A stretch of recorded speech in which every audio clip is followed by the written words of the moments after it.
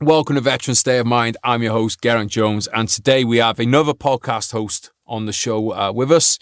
We're actually part of the same battle group. No, we weren't. Sorry, I'm telling a lie. I was part of his battle group, his battalion's battle group, but his company got detached down into Sangin. So there you go. I'm giving away a bit of the story. It's going to involve scrapping down in Sangin, 2009. Obviously, you can imagine how that went. Before we get into it, I want to say a massive thank you to our sponsors, Combat Fuel, Zulu Alpha Straps, and the Royal British Legion. We'll talk a bit more about them during the podcast. Please do support these companies, guys, when they come around. Please do listen to the ads. Try and make them as entertaining as is possible for an advertisement to be. Do me a bit for capitalism. If you're looking for Christmas presents, if you're looking for juicy gains, then check these guys out. All right. Without further ado, please give a very warm welcome to today's guest, Mr. David Harding Pryor, or as he's known to his mates, Dave HP, or as I call him, Dave Reorg, because he is the host of the Reorg podcast. Please give a very warm welcome to Mr. Dave HP. Dave, welcome to the podcast, mate. I'm not gonna tell the listeners what was just going on before we came on camera. But yeah, mate, it's good to have you on at last, mate. I'm glad we've been finally been able to sit down and get this happening. Yeah, thanks for having us on, mate. I appreciate it. It's an honour to be on. Well, mate, we got a lot to talk about, but I think probably the way to kind of go about it is to start really at the beginning of your military journey. And one of the things I'm always really interested to know about people is if you had something kind of in you from an early age that steered you towards the military. Well, school was all about sport for me. So, I was just playing sport my whole life as a kid, 4 or 5 times a week. I wasn't academic at all. I say I got A levels, but they're very piss poor A levels. I got a C and 3 E's in the C's in sports studies. So, I'm surprised I even got A levels in maths and then English because I'm solid. But I got it. But it was all about sport. And then, we're all fighting little kids, really. And then I was like, well, I'm either going to be a professional football or not football player, professional sportsman of some sort. It was rugby at the time. Or I'm going to join the army because you get paid to run around. So I was like, it's a no-brainer, really. How did you get into sports and stuff, though? Just being a kid, playing football. Football started when I was a kid in Pompey. Played football in the estate, and just carrying on from there. And then school sucked anyway. And I guess as I got older, I realised if I got good at sport, I missed out on school. So I was like, I'll just focus on that. Yeah, just got into all sorts of sports, mate. Fucking athletics. I even played hockey at one point. I don't know how, but I think it's because I was a goalie, mate, and I just became a goalie at hockey. It got me off school for a little bit, so I did that. I think that's one of the things in this country we don't do as well as, say, America, because they're, they have schools very, for us, I know there are sports teams and stuff at school, but I don't know if you had the same experience. For me, most sport was outside the schoal. Yeah, it was like local clubs and everything like that. Did you have a similar kind of experience? See, I was very lucky because although I grew up at the age of 11, my mum married someone else and we moved to Australia and lived in Sydney for 5 years. And that is a completely different, the one thing I've always said is I remember playing football in Australia or doing athletics or something, missing school, and my teachers, when I came back from missing a lesson, my teachers would be like, "Oh, how'd you get on? Did you win?" They'd be interested. And then I got to, when I came back to the UK, I did my A levels in the UK, and one of the teachers, I missed a lesson because I qualified for the English school's athletics in javelin or something. I was the only one from the whole school, and the teacher was fuming that I missed a lesson. I was like, I just fucking qualified for the only person in the whole school to do so. And your thread is at me for missing a shitty lesson. Yeah. There's a different mentality. Mate, I totally agree. I found that really kind of true here. I think in America would be a great example of it, where obviously there are people that get college scholarships and then do very little actual college work except play American football. But I think in the main, it encourages this like a symbiosis of like sports. I guess what it is just achievement across the board, really. And it's not like, it's not like, look, to achieve in academics means you can't achieve in sports. Achievement is the aim rather than academics for the sake of academics. If that makes sense. Yeah, I mean, England is a different kettle of fish. I mean, the school, it's crazy. My life transitioned a lot. I grew up in a council estate from the get-go. If anyone knows Pompey, it was the flats as you come in on the A27. It's a horrible thing. Buckland, it's rough as fuck. And then I grew up in Australia, and it was like complete contrast. But in Australia, I was very lucky, and like university was not a thing. Like, I think out of our school, maybe 2 or 3 people went to uni. It was more like apprenticeships and things like that, and then people would go to maybe college or go straight into work. And then when I came back to England, the school I was at was quite a nice school, but it was all about university. Like, they didn't care about anything else. And I knew I was joining the army I finished year 12 and I was like, I'm joining the army, so I didn't really care about year 13. I only stayed in school because I like playing rugby. That's literally the only reason why I stayed. And I had mates there, so I was like, well, I'll stay for another year and then I'll join the army. Yeah, it's weird, isn't it? We put this funnel on sending everybody to uni, or like, oh, uni has to be where you go. And it's now, I just think like, well, obviously now we've in the country, like our generation, I think was probably like the start of that, or not necessarily the start of it, but definitely in the middle of it. And now we're kind of seeing that that's just totally devalued university education. And now all that's happening is people are coming out with debt. They can't get it. It's not helping them, because it was always before. It's like, you're going to go away, you're going to put in the time. It's going to cost you money, or it's going to cost your family money, and it's going to cost loans and everything. But then you'll earn that money back, and that's the investment. Well, now it's just fucking debt. Yeah, mate. Well, my missus just fucking. She did a fashion degree. She did 3 years fashion degree. Came out. The job she had to do, you have to have a degree, and you come out and she started on like 21 grand a year. But you have to have a degree. I'm like, what? How is that even fair? It's like, you, after 3 years in the army, you're a Lance Jack and you're earning 24, 20, I don't even know what it is now, but it's like 24 when I was in. It's like, why would you not just want to do that? And they get away with it, mate, because a lot of people want to do that job, basically. Like my little brother, he wants to get into fashion. He did accounting and finance at uni, so he's got a degree, but he hasn't got a fashion degree. But he's taught himself how to doing everything. He can make a collection and show you a collection. Because he hasn't got a piece of paper to say, I can make a collection, it's really hard for him to get in. And mate, I'm lucky, mate, with the writing. It's like, what if it was like, publishers were like, oh, we're not going to look at you unless you've got a degree. I haven't got a fucking degree in writing or anything like that. Do you know what I mean? And like, or like, people that are musicians, or you got to have a degree in music. Like, well, that's fucking, we wouldn't have most of the artists that we have, in the world, mate. And like, there's a few jobs if I'm going to go have my appendix taken out, I'm going to know that bloke has been to university. Well, I've not done a film studies degree. Oh, mate, come on, that's Bugsy. That is Bugsy. Mate, I'm just about to take your appendix out, but if you look on the wall, I've done a film studies degree. Is that okay? I thought you said you'd done film studies, mate. I was going to say you did. That would have been peak DOS in it. You would have done A-level PE followed by film studies. That is like the fucking. That is high level of fucking skiving. That is, mate. And drama. Drama, yeah.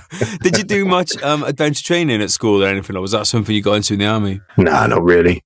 No, not at all, mate. I did it in the army, but then when I was leaving the army, we went and did this adventure training package, and I was going to do like a kayak instructor's course. So I was like, well, I'll get this under my belt. Well, within probably 2 minutes of being in the water, I capsized about 10 times, and I just threw the paddle down. I was like, I'm going to do fucking rock jumping or something, because this is fucking shit.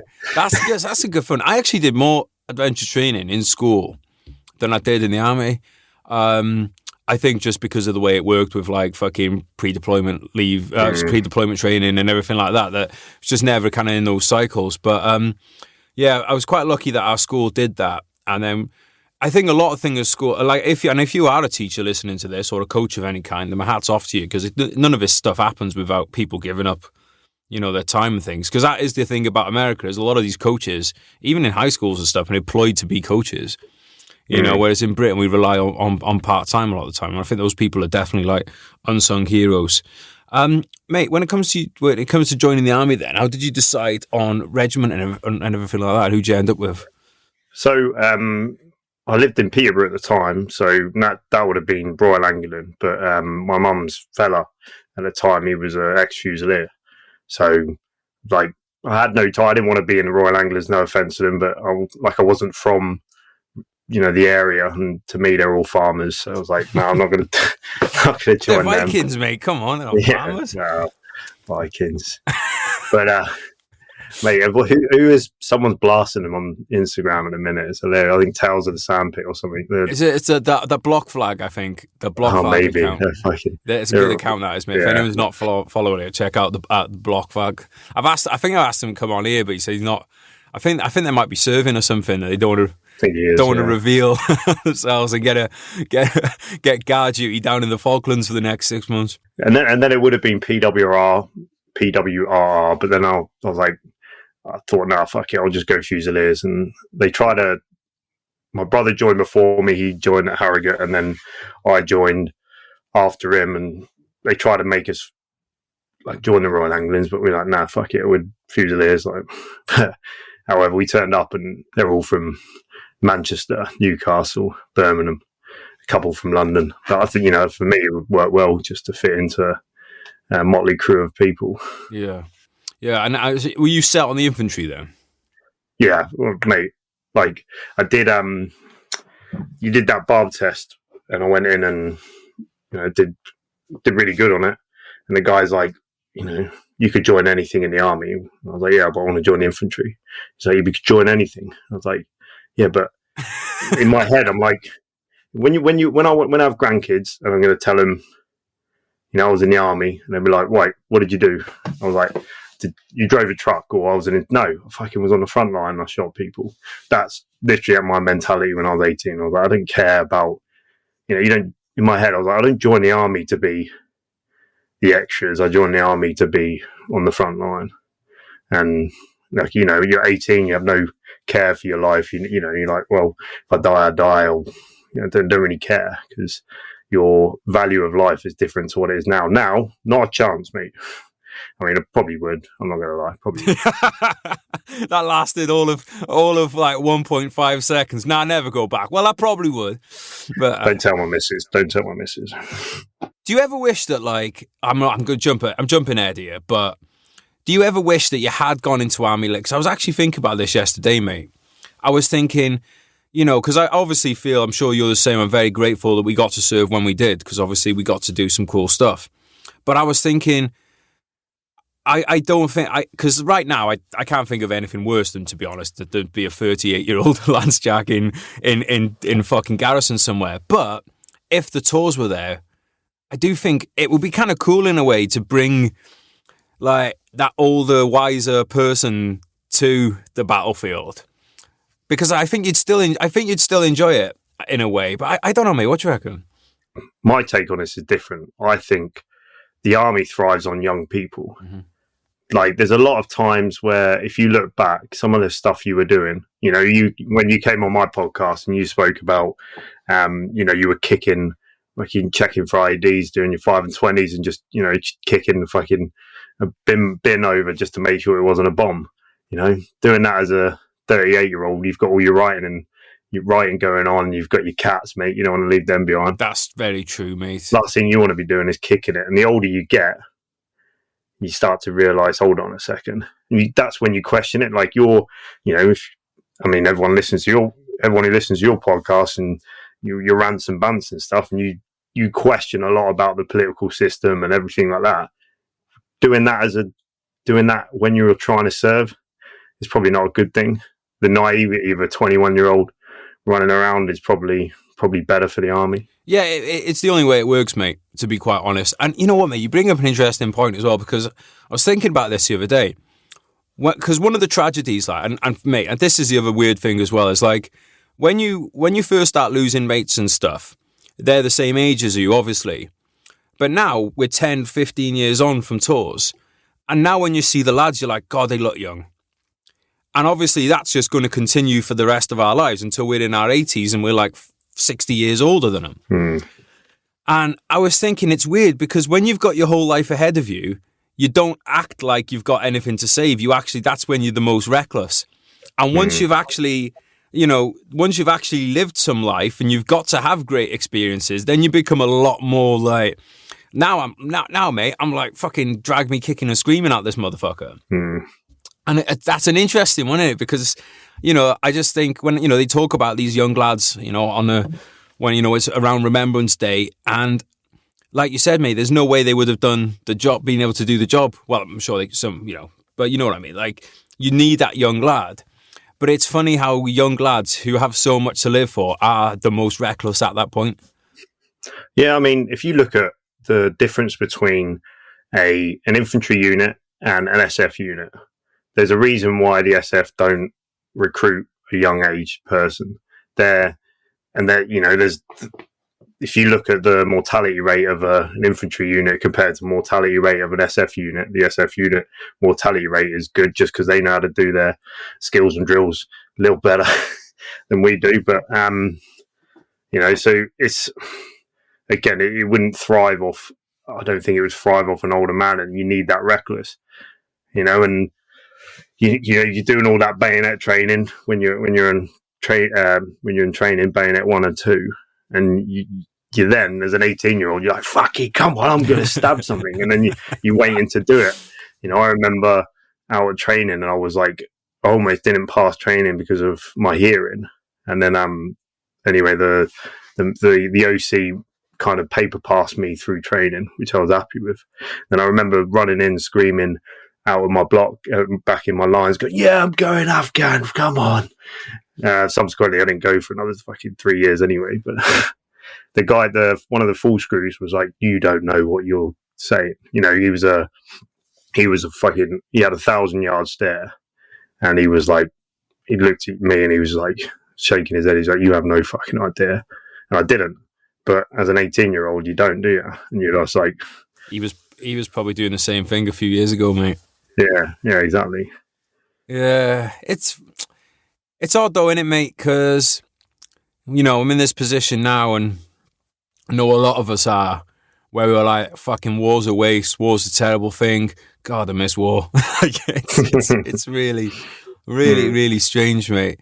But when you came out of training and stuff, then was your battalion on on that kind of like cycle of pre-deployment training and stuff already? No, so I came out and they were on TRB with Theatre Reserve Battalion in Cyprus. Okay. And again, I was playing rugby as I came out. I was playing rugby for the battalion, got my leg amputated with gangrene somehow. Well, hang on. Can't gloss over this, mate. How the fuck did that happen? Well, in Cyprus, they use recycled water when they water the pitches, and then I slid in for a try. It grazed my leg massively, and then unfortunately I scored another try, did exactly the same thing. Anyway, long story short, I ended up in hospital with gangrene in my leg. And is that because the shit in the recycled water or something? Yeah, pretty much.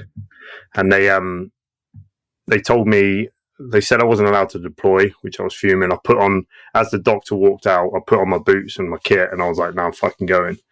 And I stood up, and as I stood up, my OC and my boss walked in. He was like, where are you going? I was like, going back to camp. They're like, you're not. My leg was like double the size. Anyway, they then told me I had to scrape my scab with an iron brush in the bath. Jesus. The second most painful thing in my life. And at the time, it was the most painful thing in my life. I was crying my eyes out like a little baby. And for context, the most painful thing I've ever had in my life was after I got blown up in Afghan. I was in Selly Oak Hospital, and because of all the drugs they pump you through, and my body just shut down. I got to about day 7 in hospital. I was like, I hadn't had a shit yet. And they were like, right, okay. So they gave me some laxatives. I went to the toilet.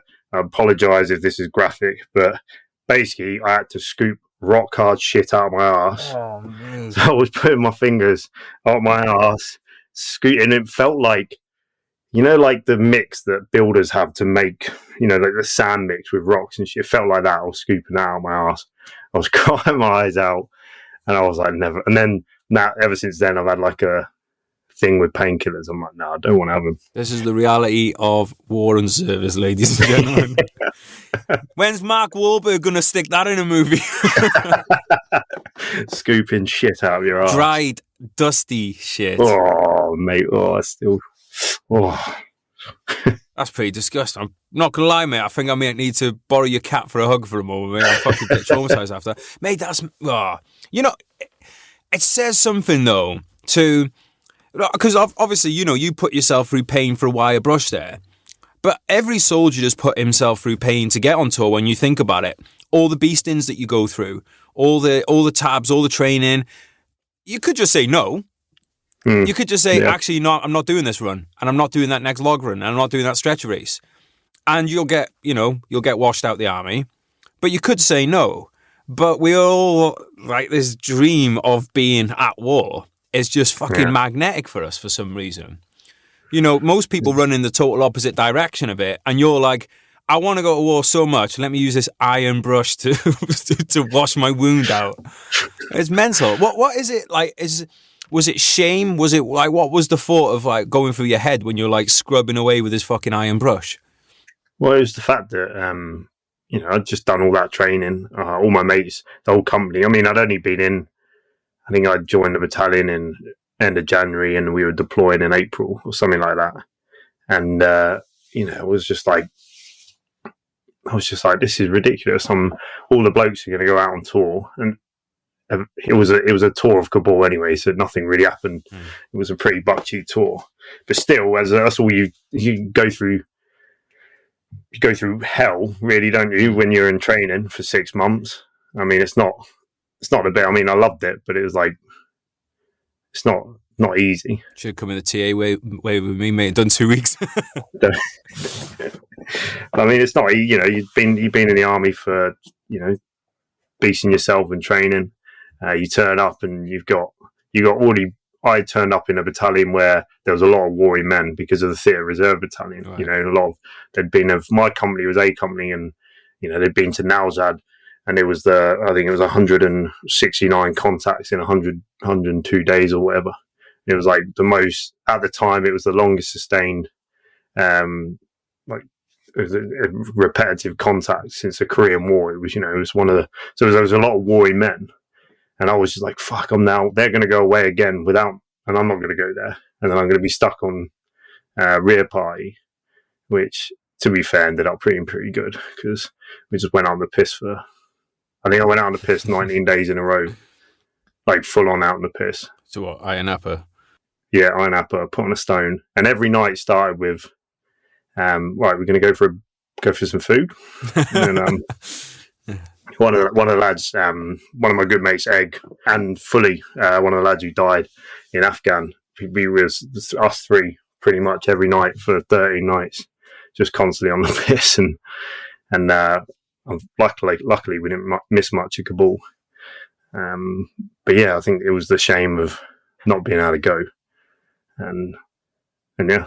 That Theatre Reserve Battle Group, mate, I've always thought was a really fucking great job. 1st Battalion Royal Welsh had it for a bit, and my mates were like, especially if you're in support company, you back in and out of Afghan all the time. You get on, usually when you bring them in, it's quite often for an op as well, isn't it? You quite often get brought in to be part of an op. It's one of those things like, obviously, like, you don't really have much control over if you're going to be there or not. But I think some people got like, some. I guess what I'm kind of saying is, it's just like there's a bit of a roulette wheel in it when it comes to battalions. Like if you'd have like ended up in, I think it was the Royal Scots that went to Gulf War One, and you get to be in your warriors clearing trenches or whatever, or if you're Royal Scots in Afghan, you might, I don't know what they did. I don't know if they did as much or not, but you might have a very different experience. But our Theatre Reserve group is just something like, you go out there during Iraq and Afghanistan, you're definitely going to go and get to do something, and you'll probably get to go and do quite a few different things. Seemed like a pretty cool job.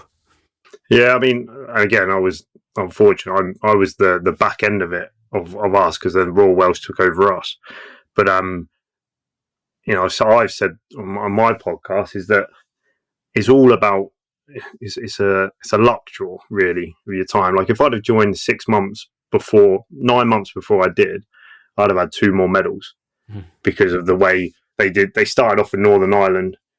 So there was blokes who had been in like just maybe a year more than me, and they'd done like 30 days in Northern Ireland before they deployed to, like moved over to Cyprus, and then they'd gone to Iraq, and then they'd gone to Afghan before, just in the space of a year. Like fucking hell, and that's all from being the reserve battalion. I think actually some people deployed from Northern Ireland to Iraq and then came back and then moved to Cyprus, and then so it's, and then you look at past our generation, come 2015, blokes, there's a sergeants with no medals now cutting around. It's just mad. It is mad, mate. So I was talking to Joe the other day because I'm working on a book at the moment with a Falklands veteran, and obviously I've got the war envy, and I'm telling Joe, and he's like, yeah, we said, you got to remember, like, people are feeling the same way about what you've done, and I'm not comparing what I've done to the Falklands, but I mean, I do feel lucky for what we got to do. It's like there's blokes in there that probably, mate, imagine how you'd have felt if you were in someone like Free Para and you got out and 2 months later the Falklands happened. Because you're just sick of going to Northern Ireland, seeing your mates blown up, seeing your mates sniped. You're like, fuck this. I never get to fucking do anything to the enemy. I'm going to leave. And then Falklands. You'd be fucking gutted, wouldn't you? You'd be gutted though if you left whoever in 2000 and whatever, and then everything kicked off. Time. And then you're like, fucking hell, you've gone from, not saying at least, because the Northern Ireland in the 70s was pretty rough, but they was brutal, but they were, it was still kind of the job. Yeah. There was in the late 90s, there was nothing really that was the job. Mm-hmm. Yeah. There wasn't any kind of us doing the job kind of thing. And then everything, you get out, you're like, fuck this, they're going to go do a job on Civvy Street, and then fucking Iraq and Afghan kicks off, and then you see your mates taking rounds down, and it'd be different. And then I would say we're the golden generation of the soldiers, especially of this era. Oh, for sure, mate. Because if you join between 2005 to 2011, the shit you get to have done. I guess that's why if you look at I think I read somewhere, I probably didn't read it, or someone told me, and it's probably not true, so I'm probably wrong. But the SF recruitment during that time of Afghan and Iraq was actually pretty low because blokes were doing the shit on the ground. So like, why do I have to go do a fucking beast of a selection course when we're going to deploy next year, and it's going to be the same kind of stuff? Yeah, I heard that as well, mate. And you're right, mate. Like, I've got mates who did Iraq 2003, 2006, 2007. And so 2003, 2005, 2007 Iraq, then Afghanistan 2009 and 2011. So you could have done that in a 5-year period. Yeah. You could have done, and not just tours, punchy tours. Or you could have joined 2000 to 2005, maybe done one tour, and it was at the beginning of things, and it was probably dead quiet. Yeah. Same amount of time in uniform, totally different, totally different experience. But I do think, like, at least with Afghan and Iraq, it went on for so long, and it was clearly going to keep going on. I mean, it was, with the Falklands, it was like, right, this is the job, we're going to go do it. If it takes a day, it takes a day. If it takes 3 months, it takes 3 months. So, like, at least if you were of a certain age, if you got out, say you got out in 2004, you could go, oh, fucking hell, I'm getting back in. There was the time to do, the time to do that. Because that's not, wars don't, like, obviously, it's quite hard, mate. This is the mad thing as well. Like, we got listeners listening to this who are 16, 17, 18 years old. And they've been alive for, like, the entirety of the Afghan war has been going on, or until recently, during their lifetimes. So I think it's very hard then for them to get in the mentality of things used to just come up, like Gulf War to come up, right, we're having a few battalions go, that's it. And that'd be it. Falklands come up, a few battalions go in, that's it. Right, we need a few people to go peacekeeping here and there. But the chances of, like, what happened with us, where every battalion pretty much will go through at some point Some will get more than others, but everyone's going to go through at some point. That, to my knowledge, hasn't happened since the Second World War. I don't even think it was like that in Korea.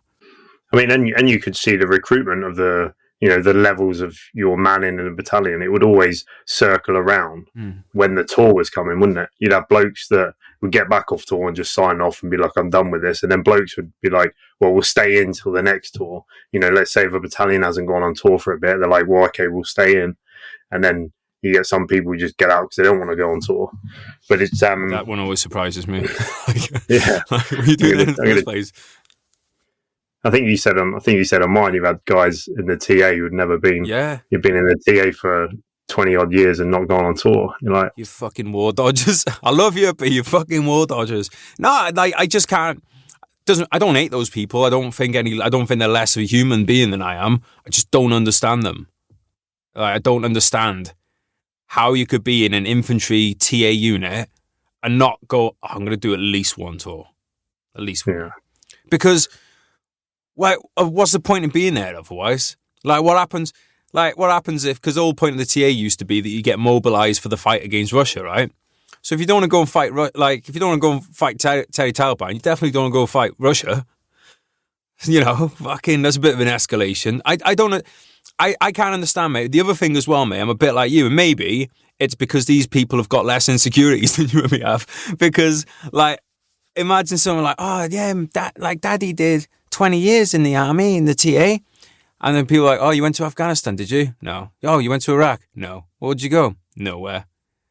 I just don't see how someone could, did you join before it all then? No, I was in between 2003 and 2015. The golden age. I was in the golden age, and I could have volunteered at any time. Yeah. Because you were talking about the Falklands, and there's that envy of. It sounds, for someone who hasn't been to war or experienced it, it may sound weird that we're saying the envy of the Falklands War, because it was rough and it was hard, and it's not taken away from anything that was there. But I mean, I'm sure people there would understand. But do you not think we're envious of them because that's how we fucking trained in the army? We've always trained to Falklands. We train, we're like Bracken, right? We're going to do. It's all towards angled towards section attacks up fucking mountains and in rivers and shit. Whereas I'm sure back then maybe that training wasn't like it, so it was completely different. So it was, apparently, mate. I've really enjoyed doing this book with Tony. He's going to come on the podcast. He was on our Remembrance episode, and I really enjoyed it because he was basically saying he joined the Green Jackets because he wanted to be in the infantry. He was getting frustrated in Ireland, so he went to 2-2. But he said when they were in the Falklands, they did platoon or troop attacks and stuff. And it was all infantry bread and butter, like they'd been told. And to be honest, mate, I think that's why they wiped the floor. One of the reasons they wiped the floor with the Argentinians, because you basically had professionals turning up whose total bread and butter, all their careers, and these are hard blokes back in the 70s as well, mate. This is the rough and tumble British Army. They go down there and they just fucking... like he said as well, when he first looked at it, he's like, fucking hell, it's Sennybridge. So you're literally turning up in Sennybridge, but you've got live rounds and you've got you've got rounds coming back at you. But you imagine if you took the British Army of our generation, who had trained all the way through Sennybridge, and put them in the Falklands, I reckon we would have wiped the floor with people too, because that's what we do so well, the section attacks and stuff. Iraq, we're learning on the fly. Afghanistan, we're learning on the fly. But you get back to Sennybridge, and all of a sudden, everything's clockwork. The fire teams are working like clockwork. The platoons are working like clockwork. The companies are, and that's because that's what the British Army does best. And fucking hell, mate, I feel sorry for the fucking Argentinians who basically sat there. Some of them, mate, had 10 days training, conscripted, 10 days training. Right, go and sit there and wait for free para. Yeah, good luck. Fucking hell, mate. You got to feel sorry. You feel sorry for them. And people are like, oh, they're cowards, they surrendered. All right, you stand up to a battalion of professionals after 10 days training. And they used to get, their officers were, they used to do mock executions on their troops and everything like that to keep them in line and stuff. It was honking. And then the weather, mate. Now that's the one part that I'm definitely not envious of. Yeah. The weather, absolutely fucking gopping. But then again, mate, when was the last time war was fought anywhere with decent weather? It's always red hot or fucking Baltic. It's always one or the other. It's probably, France in the Second World War? June, mate, Normandy beaches, quite nice if you're not getting machine gunned down by German pillboxes. So yeah, it's a weird one, mate. We had Dale Dye, Captain Dale Dye. Mm-hmm. We had him on the podcast, and he was in the Battle of Hue City, one of the biggest CQB battles of the last 100 years. And he was like, oh, yeah, so jealous I wasn't at the islands in World War II. So I think it's like a generational thing, isn't it? Yeah. Yeah, and it's always, even with our generation, people were envious of people who were on the tours before. Like I was on Herrick 10, same as you, and it was just op bomber everywhere. Yeah. And you're like fucking just envious of the people, like my A company lads who were there in Nowzad, and it was like there's no ID threat. You were there walking wherever, contact your, you look at the old 3 Power videos and stuff where they're running across going everywhere. You're like, fucking, when I'm looking, I'm like, shit, IED. You're like, fucking hell. Yeah, same in Iraq, mate. Like, I'm always jealous of the Telic 4 stories. Telic 4, just massive firefights. And then by the time you get round to Telic 9, 10, IED. So it fucking, it sucks really because you're in the same place. It's just as dangerous, but things change up and stuff. But, it's just, I don't know, I suppose it's part of being a human being, isn't it? You're always looking at like, oh, what did I miss? And then you miss the fact of, okay, yeah, you could have had more than what you wanted, but you actually got to see some A10s. You got to see, you got to actually go out and engage with an enemy, which most soldiers never actually get to do. Yeah. Let's talk a bit about your tours then, mate. Your Herrick 10 tour. How did you feel like when you finally got? Because obviously you went out to Kabul. I don't know if there's anything you want to say about Kabul before we talk about Herrick 10. No, I didn't go. Oh, so you didn't get out that? You didn't make it at the end of it either. Okay. No. It was only a Bakchi like two month tour or something like that. Right. So I missed out on that. So again, and that was pretty much the last kind of TRB tour for the battalion, and then it wasn't until 2009 when we redeployed to Afghan on Herrick 10. So how are you feeling then heading out to Afghan? Well, the battalion was split up, and we were all going to deploy together, and then there was a last minute change where one company was going to go attached to 2 rifles down, because I think the whole company were in Musa Kala DC, and they had AO North or something. I can't remember. Yeah, it was. Hang on, I should know this. I was in it. Yeah, because we were part of that. We were part of that battle group. Battle Group Northwest, I think it was. Mate. That's it. Yeah, and then my company attached to 2 rifles down in Sangin, and I remember getting taken off, and our company got taken off after the battalion got, and then we were like, right, you're deploying to Sangin, and then they were like, it's completely different. And then we had a colour sergeant, and then a sergeant sits down. I can't remember where he was from, and he was like, "You're gonna get fucked." They were basically the words that they said, and we were like, I mean, no one walked out going, "Oh shit!" Everyone was like fired up. We were like, "Fuck it, let's do it." And obviously, A Company, there was still a few lads who were in from the Sangin before, because quite a lot of the battalion was still in from Sangin when they were deployed there in the 2006, I think 2006 or 2007. So there was a few lads around. So we all remember the stories, and we all know the stories from the lads that were there. So we were all kind of fired up. And I remember going out on the piss in Manchester with my mate Si and my brother. We were out on the piss, and we went out with one of my mates, Si's mates, and he had lost a leg in Afghan. I think it was his lower left leg.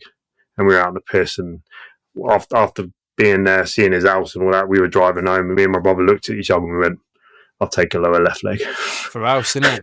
Yeah, for house. My mate Chris is listening to this now. First mate of mine that lost a limb. I remember thinking like fucking, he's got a house. Fuck's sake. Like, you don't think about everything else, do you? But no. It's funny though, mate, again though, innit? Do you reckon that's just the human mind trying to rationalise something that scares it? Or do you reckon we're just thick? So sorry. Just thick, mate. Fucking, we're in tears, mate. That's all it is. It's like, well, we don't care about it. We just we want it all, or fucking, we just risk it all. And, there was the I think it was the CO who did a speech to the battalion when we got back, because this is when Herrick 10 and Herrick 9 was pretty hairy, and then the CO was like, right, he actually said the words, "Not all of you are coming back," and then that was when it was like, okay, fine, just fucking. You just gotta hope it's you. That was it for the infantry battalions then, though. And I mean, I'm not saying that other battalions didn't, because I don't know for them. I only know the infantry. But you didn't go to Helmand and not lose anyone at that point. You knew it. But did you ever think it would be? Did you ever think it'd be you, or is it always be someone else? I didn't really care, if I'm honest. Like, I didn't. Like, it was never something that went in my head. I didn't think, oh, I don't want to die. It was like, if I die, it sounds corny, but it was like, if I die, I want it to be doing something. Mm-hmm. If it means I'm, at least I'm attacking someone, or I'm trying to save my mate. And we've lost. My best mate Bushy was week 1, day 1. He died in Afghan, but he died trying to save our platoon sergeant. There's no higher honour than dying trying to save someone else's life, and I mean, I know that sounds bad because he died and all that, but he is forever a hero, and I'd rather him be alive, of course, but unfortunately some of us have to give that sacrifice. Yeah, it's a weird one, that, mate, because obviously I think that is part of the attraction to soldiering, and part of the reason I think that we don't worry so much about death when you're doing it is because who is remembered and revered more than a soldier that dies in battle? Like, no one's going to remember you and me in 100 years, but if we'd died in battle, people would remember us. They'd still be reading about us and names on memorials and that kind of thing, which rather be alive. 100% would rather be alive. But that, I think, is part of it, is knowing that it's like this old kind of like immortality that, we give to warriors. I mean, we talk about people like, we talk about people like Alexander the Great and his armies and stuff like that. None of us talk about his Baker or, that kind of thing. And I think that is like, status is something you look for as a young man. Like, it's, in fact, status and respect are the things that are probably foremost on your mind, aren't they, at that age? Mm-hmm. And what is a higher status than, okay, yeah, if I get hurt, I'll get hurt, but I'll be a wounded warrior. It's not going to be like I fell down the stairs and lost my leg. It's going to be like, yeah, I lost my leg, and people are going to know that I'm a fucking warrior. And I think that knowledge takes a lot of the fear out of, takes a lot of the fear out of things. Just thinking off the top of my head there, mate, but does that make sense? Yeah, no, it does, mate. And the thing is, it could be seen as like an ego stroke, but it's not. Definitely. Well, I think it is as well, though, mate. Yeah, I think it is ego, mate, to be honest. Yeah, but then it changes when you're out there as well, though, because your mentality changes. When you're there, you're like, oh, I don't mind, if I'm dying doing something I love, and then things change, because I remember doing, barmering, and you're getting readings of 7. I can't remember what it was. You wouldn't confirm if it was under a 7, and then so I would barmer, and then then I would find a reading of 6, and then I would just kind of step back and just whack my left leg on it, just to make sure that it was, because I was like, I'd rather either lose my leg or die myself than one of my mates stepping on it behind me. But then my boss fucking almost killed me afterwards, because he was like, "What the fuck are you doing, HP?"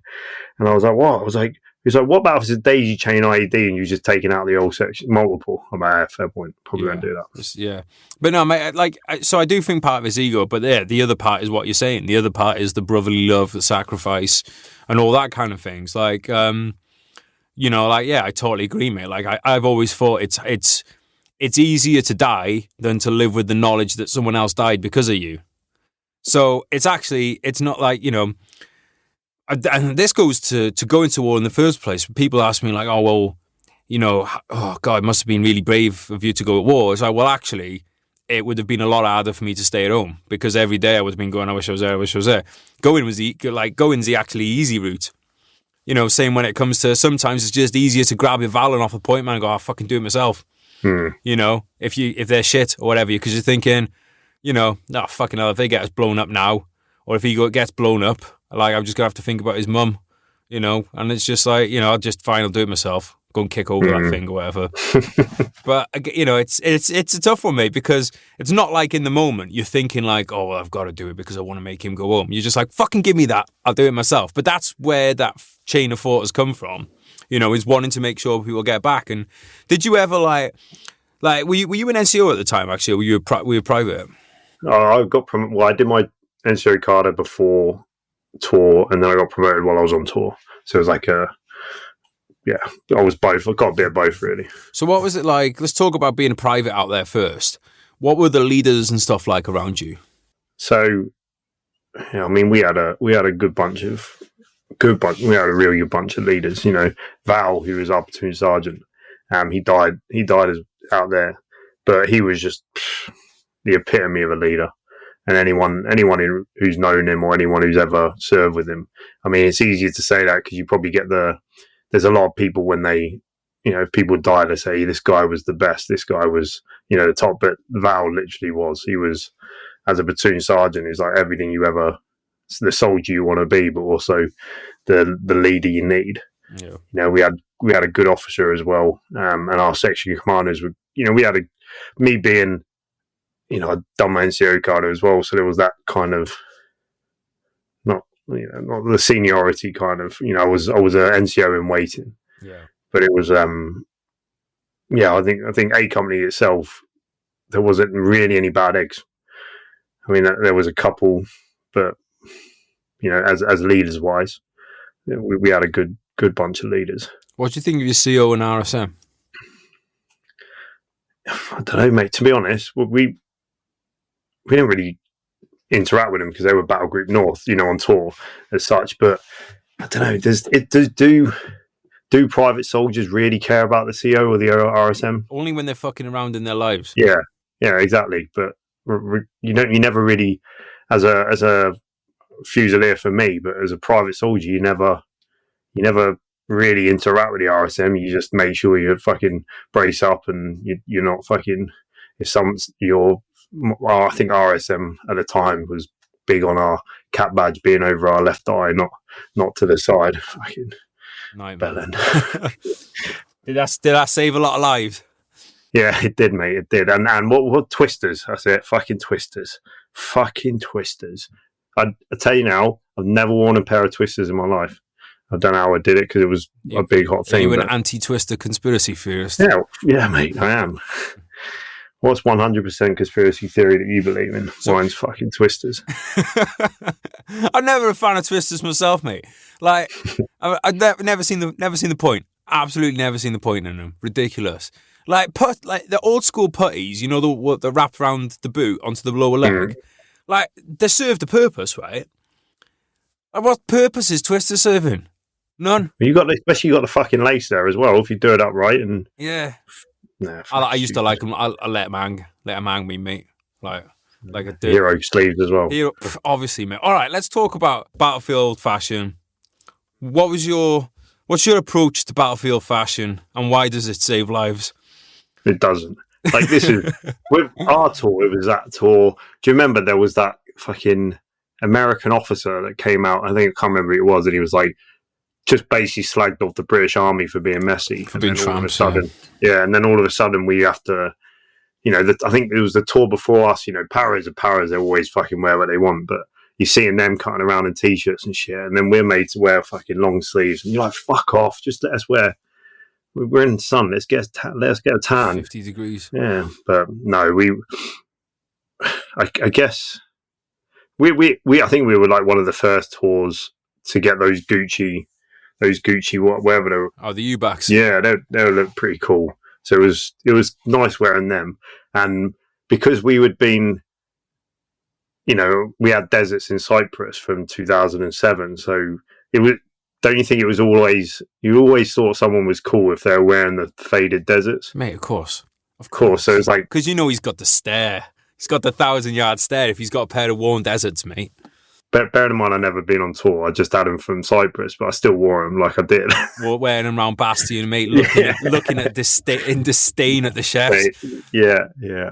What did you go for in the glove department? I just went for the issued tissue, mate. I didn't have the Oakleys. The leather ones? They were the Desert N95. Well, not N95, but the Desert fucking whatever. They were like leather. Yeah. I like them, mate.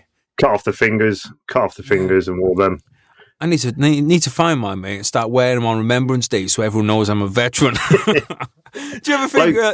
Have you ever seen anyone turn up Remembrance Day in deserts? No, neither have I, mate. And I want it to happen. I want to see someone turn up in Remembrance Day in deserts. Mate, I posted something on Instagram ages ago. I need to find it. I think I might have tagged you in it, maybe. I don't know. This was days ago.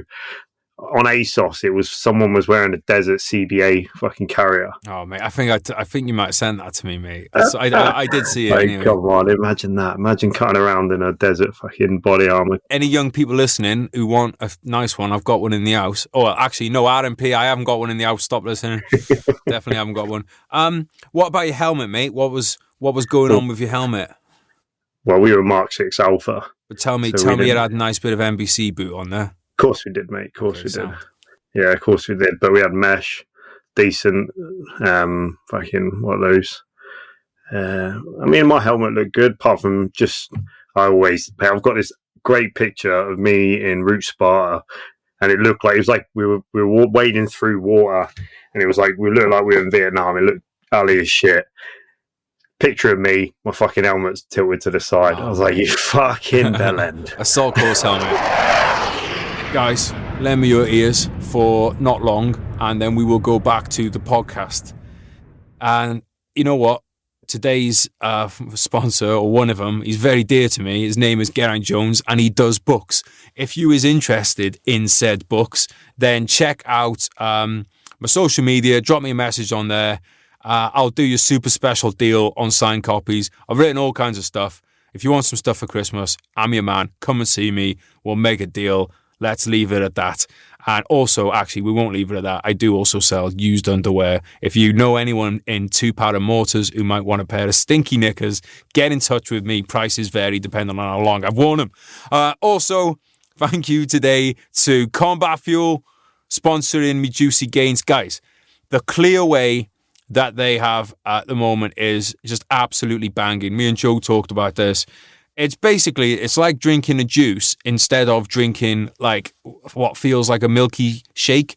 I mean, don't get me wrong, I love the milky shakes, but this Clear Whey is a game changer because I found that I'm just drinking it like throughout the day. Like if I just fancy a nice drink, I'm just going to get a protein shake. And as a result, my juicy gains are even greater than usual because I'm just probably taking in more protein, I assume. Cola flavour, tried it, loved it. Candy Bits flavour, tried it, loved it. So check it out. Clear Whey from Combat Fuel. Use the code VSOM and get yourself juicy discounts on top of your juicy gains. And final thanks, Zulu Alpha Straps, making watch straps for frontline operators around the world. Why is it important to have a properly made watch strap? Well, pretty obvious, isn't it? If you are working in a rugged, kinetic environment, then you got to protect what's on your wrist. If you don't have, let's be honest, guys, right? If you ain't keeping time on your operations, everything comes down to time. Everything is based around your H hours. Everything is around being there 5 minutes before when you're on camp. You won't be there late if you've got a Zulu Alpha strap because you're never going to want to take it off because people are going to say, oh my God, Bats, is that a Zulu Alpha strap? And you say, yes, it is. I see you're a watch connoisseur. So check them out. They got lovely social media at Zulu Alpha Straps, ZuluAlphaStraps.com. They've been supporting this podcast for a long time. I love them a long time, so please check them out, guys. All right. Thanks for listening to that. Some of you I know will have skipped ahead and you're just getting to me now. Well, you lot ain't getting nothing for Christmas. But the rest of you, good on you. Thanks for listening. Let's get back to the podcast.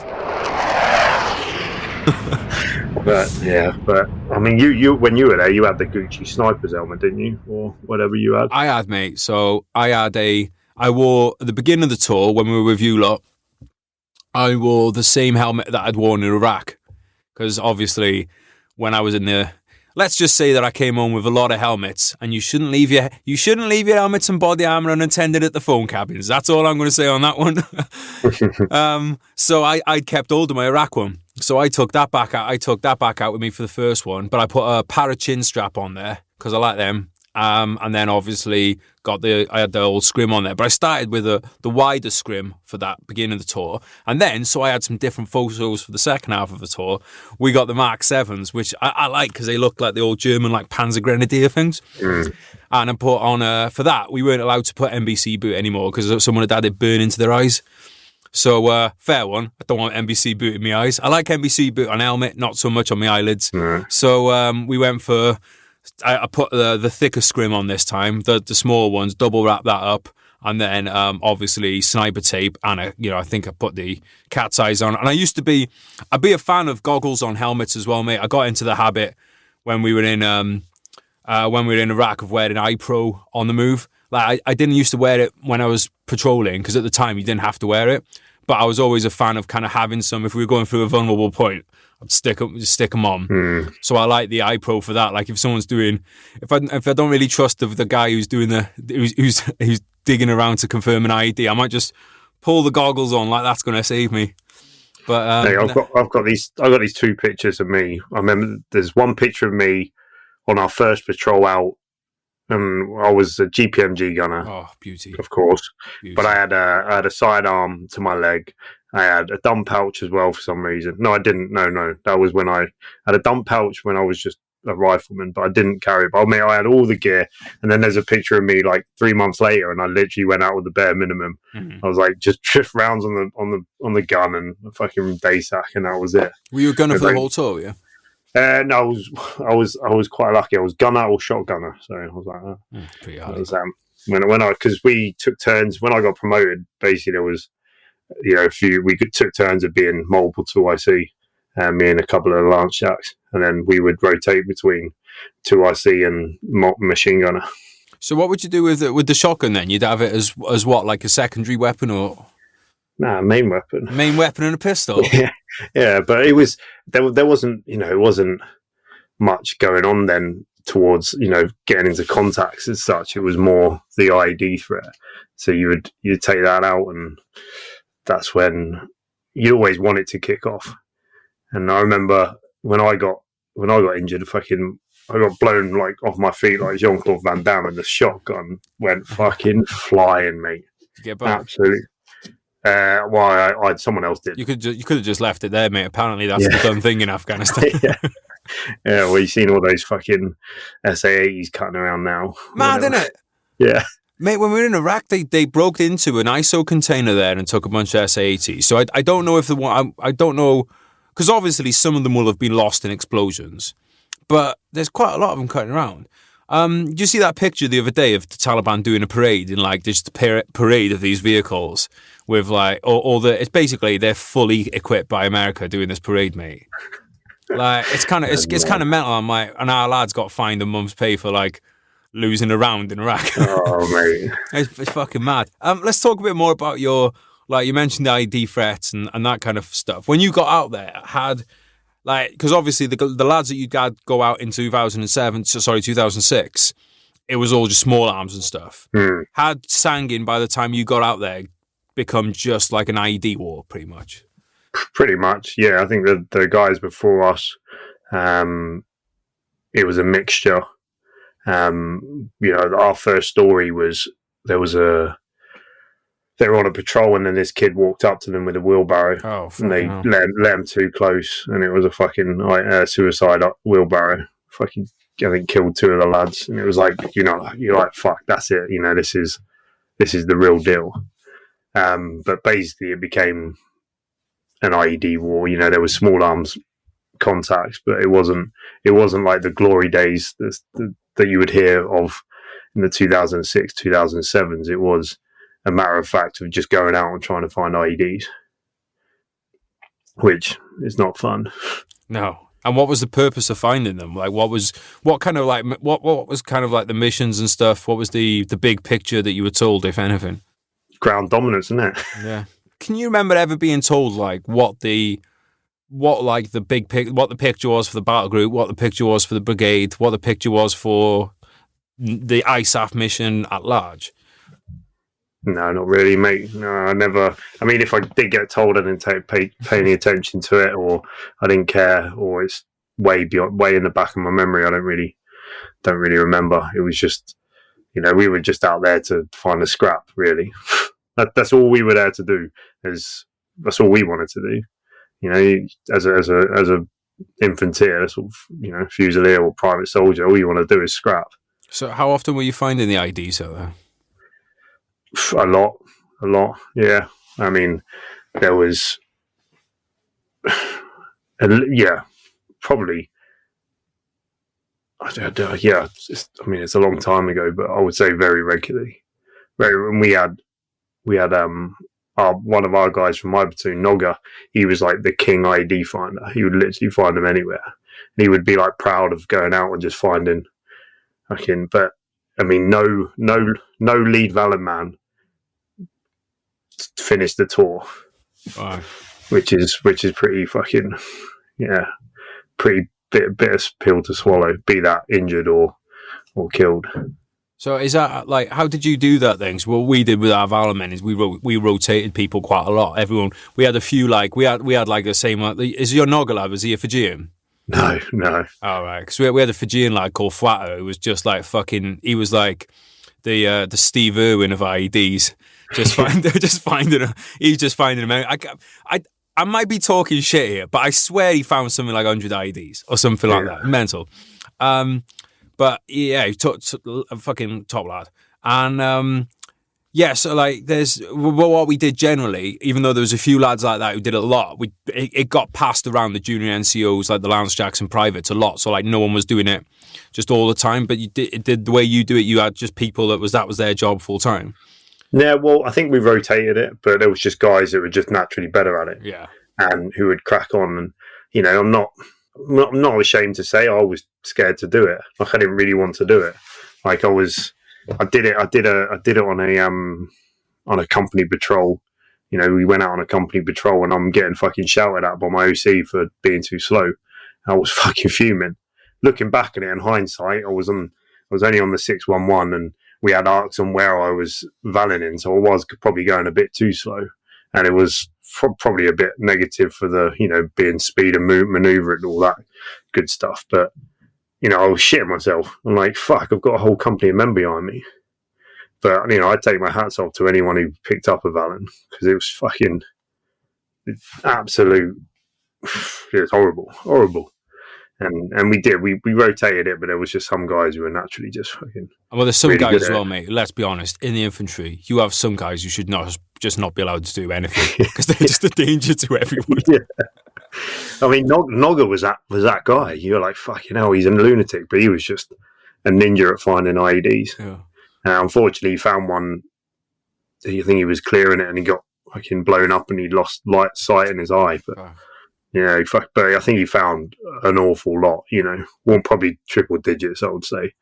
Do you think people understand just how much the infantry have to do with IEDs? No, because you don't get taught it. When you were going out, we didn't get taught anything before we went out on tour about IEDs. The first time we did any practicing was out in Bastion on a Barmer lane, doing fucking confirming IEDs. You're like, you should be doing this in training. Yeah. Guys should be doing this in training, so it's second nature. Especially, I don't know what the training was like in beyond 2010, but there's no reason why not. Especially if you're going to be an Afghan for another 5 years, fucking everyone should have a Barmer attached to their arm and learning what the sounds are, learning how to confirm. Because think how many lives that would have saved if you had it attached to you from the day you started, and then maybe you start the army as a Barmerman, weapon slung, and then as you 2 years in, then you start firing a weapon because that's all they were doing after 2013. Yeah, I mean, think about it, mate. When you are talking about, because you've done all your basic training has been conventional fighting, right? You're not forgetting that. Like you and me now, I reckon if one of us section commander was on 2IC now, we could probably put together a fairly decent section attack. Well, I mean, I'd be out of breath. It wouldn't be fast. It wouldn't be fast. No, but it would be the correct moves would be there. It would just smooth be is fast. Smooth is fast. Smooth is fast. Yeah, but we could do that. But, you know, like, so the idea that, like, wow, we got to do loads of our pre-deployment about conventional stuff because we get out there, we might get in a fight. All right, Sam, we all know how to do that already. We all know how to do that. What's worrying us is, like, what about these things that are under the ground? We're going to do much training on them. And I don't blame my unit for not doing much on it because this just seems to be an army-wide thing. That everyone's like, yeah, and then we got to Bastion and learn how to use a Valen. And you're like, oh, right, the main piece of life-saving equipment, you know, for the rest of the time. I mean, muscle memory will always be there. You pick up a rifle now, you'll aim to shoot at a center of mass. Like, your grouping probably wouldn't be that good to start with, but eventually, if you add a few rounds, you'd probably be all right. I did some shooting in Texas when I was there, beginning of 2020. My mates are Texans. We've got ARs, Glocks, and everything. I took out a Glock right the first round, put a few cans out. First round, boom, ding, nailed it. I was like, fucking hell, still shot. Didn't hit anything else for the rest of the day. but the drills are still there. You know, so what you're saying about, but could you say now, even after that tour, I couldn't tell you that I can remember the bomber drills off the top of my head because that even during the tour never became full muscle memory. You know, I think it takes a lot of reps for you to get to that point. I mean, and if you'd have done it, if you'd have said like, I don't know, a week, a month where blokes are doing bomber coming up to tour, you know, let's say you've got a tour coming up and you know there's an IED threat, a week, a month, everyone's doing bomber. You're going out on your ranges aren't ranges, they're bomber ranges. Yes, it's boring. Yes, it's shit. But again, we're fucking, what we were stupid, mate. We don't know how to do it. Yeah, and at the time as well, mate, if someone had said, right, we're going to do it, we're going to stay behind today, we're going to stay behind this weekend to do bomber, I'd go, fuck no, who do you think you are holding us back? I want to go home for the weekend. We wouldn't have to do weapon cleaning, though, would you, mate? No, you wouldn't have to. What can you remember the first time getting rounds down? I think everyone does, doesn't it? Go on then. Yeah, there was two. There was the first time we got contacted, but then before that, it was the first time I actually got the rounds down myself. There was a contact. If anyone who knows it, we were in Nole in Sangin, and then there was PB Waterloo, which is just probably about 800 meters away, and there was a massive contact up there. So we would just all run to the roofs of our mansions, and GPMGs coming down, and we were just getting the fucking rounds down, and it was just fucking cool. And then it was just, because we just put so much firepower down. We had the GMGs going in fire support, and we had two Gympys on our roof. I think they had a 50 cal as well somewhere going off, and they were like, "Fucking stop! It's only fucking like two people fucking taking pop shots, and we've just put like an intrusive amount of rounds down." And then the first time we actually were out on the ground, it was, I mean, yeah, it was. Those things you'll never forget. And, you know, before you go out on tour, you hear people's stories about their first contacts. And, man, I still remember it. I don't know if you do with yours. I still remember it. Everything to the kind of minute. Yeah, I remember pretty well, mate. Let's hear about it then. So we were all just in the green zone, and we all sat down in an L shape, just chilling out. We were doing a resupply on one of the bridges, and we were all kind of spaced out, and then rounds just started fluttering in between people. And like, I was along the corrugation ditch, the other lads were across the compound wall, and then rounds were just going everywhere. And then within a 10, I've said this before, but you know, you do all your skills and drills, and you get, you know, everyone says when shit kicks off, your skills and drills will kick in. Yes, they do. Probably not straight away though, I'm not going to lie, because that first, mate, everyone was like, you're thinking shit. You have to think, right, RTR, so you're going to return rounds, take cover, return appropriate fire. No, mate, head first into the corrugation ditch, fucking trying to dig deeper with your eyelids. It's just, you're just trying to fucking get, there was a whole multiple within a 8 to 10 meter fucking line in the corrugation ditch, just gone head first. And then it was like, then we all realised what was going on, and then that's when your skills and drills kick off. And, you know, maybe it would have been different if we were on a patrol, but I think the fact that we were all sat down just waiting for a resupply, and had that.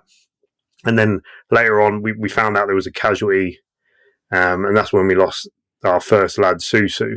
And had Susu we not lost Susu, it probably would have been one of the best experiences of my life, because you're like, it's just your life is in your hands, and you just, man, at one point I was running across someone, right, HB, go over there. You need to go over there. So I ran across. It was rounds running at my feet, and I was like zigzagging.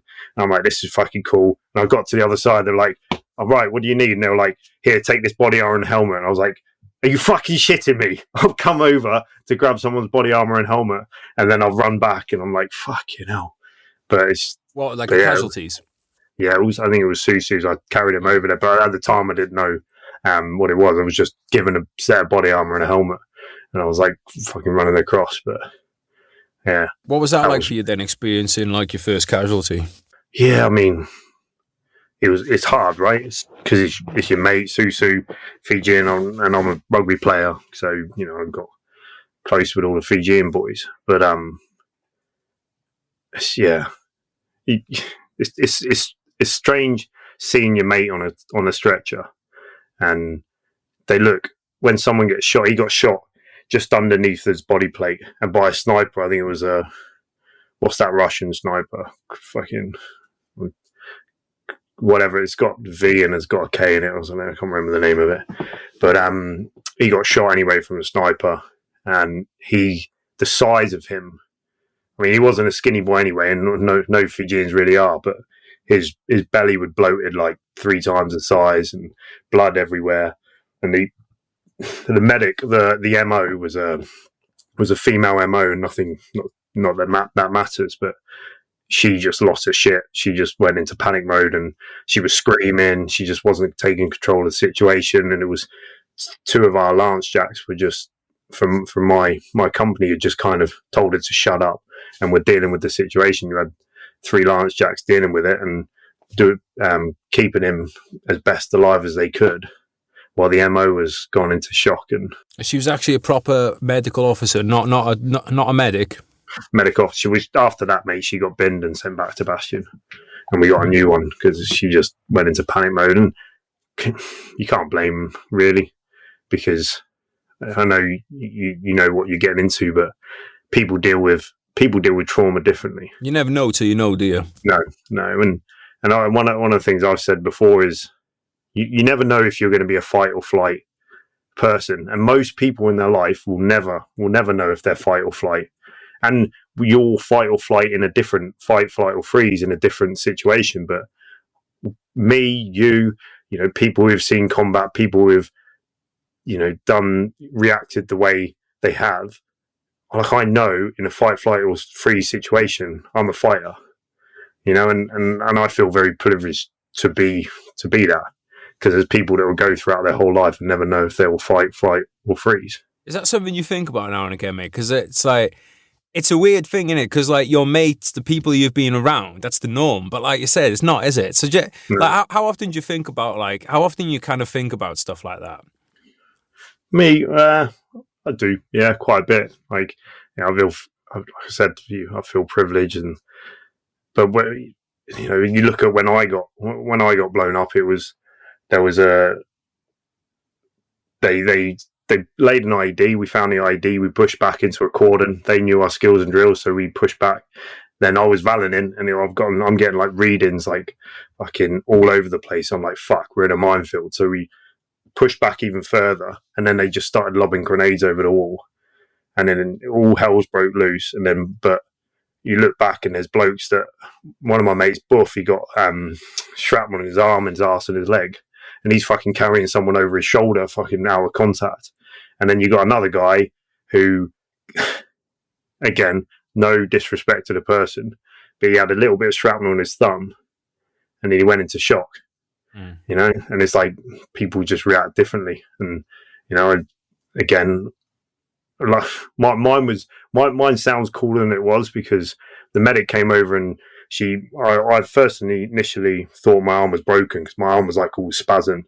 It was in a weird position, but then just blood started coming through my shirt, and then she cut it up, and there was a big fuck off hole in it. And then she started patching it up, and then she was like, "Right, Dave, should I get the rounds down?" I was like, "Yeah, fucking get the rounds down, Sally, go on." And then she was like, she put her out fucking 1 round stoppage. Like, right, 1 round stoppage. I was like, you didn't fucking oil your weapon, did you, Sally? She was like, no. I was like, well, fucking, you fucking medic, oil your weapon. Anyway, she then put her weapon down, and with one arm, I like somehow put the weapon in my leg. I took the magazine out, cocked it a few times with my left arm. I was like, fuck this, I'm getting the rounds down. And I just picked up the weapon and just started fucking getting the rounds down with one arm. And for some reason, yeah, I didn't get any stoppages because Thor was watching me, and Thor was like, I approve of this warrior spirit. Yeah. Did you do Jesse Ventura and you're like, ain't got time to bleed? No, but she did put, so with it, she put a, obviously the first thing the medics do is put a tourniquet on, stop the bleeding. But obviously everything we ever get taught is tourniquet goes on, probably going to lose that limb. So I was like, Sally, what are you doing? She's like, I need to put a tourniquet on. I was like, I don't want to lose my arm. I was like, that fuck, didn't care about dying. I just didn't want to lose my arm. But she just, anyway, as soon as she walked off, she put an FFD on it. I think she put like 2 FFDs on it. And then she walked off, and I've just looked around, and I've just kind of, I've loosened the tourniquet. and then I was like, oh, hopefully that's all right. And then, yeah. Mate, you could have mugged her right off if you'd have done that. Everyone had been like, he's dead because of you. You didn't do the tourniquet properly. I was like, no, I'm not fucking losing that. If it was my left arm, I wouldn't care, but it was my right arm. Oh, can't learn to wank on all new arm, mate. Yeah. Mate, that's fucking mental. Were you like, what was, how big of a hole are we talking about, and how did you feel like looking at it? The hole was big at the time. At the minute, the thing that's pissed me off now is when I looked at it, the hole was big. It was like a good, probably 15 centimeters, if that, probably more. And there was an entry wound at the back, and an exit wound was at the front, and it was a big hole. And I was like, whoa, that's fucking big. And I was like, Jesus, I didn't even look at it, because I was like, that's fucking mad. Anyway, I got back. Fast forward 10 days in Selly Oak, and looking at the I had 3. They were going to skin graft my arm, not my leg, to put it on. I was like, yeah, that's fine, because I want a big scar. But they didn't in the end. They just 3 operations to stretch my skin. And anyway, after everything, they showed me the scar, and I was like, is that it? Can you make it bigger? They were like, what do you mean? I was like, can you not like make it a little bit longer? Like, no one's ever asked us to make longer scars. I was like, oh, no. But I'm sat across a guy, like the guy opposite me had no legs and 1 arm, and I'm sat there with a little shitty scar on my arm. Like, I want something at least. I just wanted to say, because obviously talking about the people with amputee and everything like that, can you just take us back for a second to the end of that incident then? Like, what happened from then? You mucking around with your tourniquet. So what was the rest of the Casevac like? So it sounds like you had a few casualties. Yeah, so there was 5 casualties from us, and then 7 from the A&E. It was pretty chaotic. And what made it, you'll laugh at this, because the RAF. But we were in normal fields, when they're boxed off. So it was, let's say it was 3 boxes of their fields, or whatever they're called, the poppy fields. And no, there was 4. There was 4 fields, and the corrugation ditch split them up like a crossroads. They landed in every single one apart from the one that we put the smoke in. The first one they landed in was the one where the contact was happening. The contact was happening, still going on, and the fucking Chinook landed in that fucking field. We were like, what you doing? And then it landed in the north. Gunners want to get some rounds down, mate. Anyway, so we were doing that. I've got a great photo of me and my mates. We were like, fuck, we're going home, mate. We're going home. So we were like, fucking, let's get a picture. So we got a picture, as you do. I still remember to this day. I had this Gucci knee pad. It was like gel. It's like proper soft. And I was running around going, who wants my knee pad? Who wants my knee pad? And my mate Archie's like, fucking HP, shut up. No one wants your fucking knee pad. Just fucking, like, bearing in mind they've got their fucking weapons in their shoulders, fucking getting rounds down. And I'm just like, who wants the knee pad? Who wants the knee pad? But we all, there was me, Buff, a couple of other lads. There was a lad who got a MC from it. He was basically the JTAT lad.